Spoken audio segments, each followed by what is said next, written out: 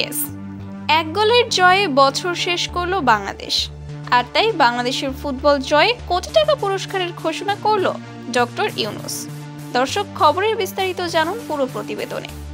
2024 সালে ফিফা উইন্ডোর শেষ ম্যাচ ছিল আজ। বসুন্ধরা কিংস অ্যারেনায় বাংলাদেশ 2-1 গোলে সফরকারী মালদ্বীপকে হারিয়েছে। 90 মিনিট পর্যন্ত খেলা 1-1 সমতা ছিল। রেফারি 6 মিনিট ইনজুরির সময় দেন। ইনজুরি সময়ের তৃতীয় মিনিটে বদলি ফুটবলার পাপন সিং জয় সূচক গোল করেন। বাম প্রান্ত থেকে বাড়ানো বলে বক্সের মধ্যে বল পান পাপন। ঠান্ডা মাথায় পাপন শট নিয়ে মালদ্বীপ গোলরক্ষককে পরাস্ত করে স্টেডিয়ামের গ্যালারিতে আলোড়ন তৈরি করে। 2024 সালে বাংলাদেশ সিনিয়র পুরুষ ফুটবল দল 8টি ম্যাচ খেলেছে। 8 ম্যাচের মধ্যে হার 6টি ও 2টি জয়। 8 ম্যাচের মধ্যে 4টি বিশ্বকাপ বাছাইয়ের, বাকি 4টি প্রীতি ম্যাচ।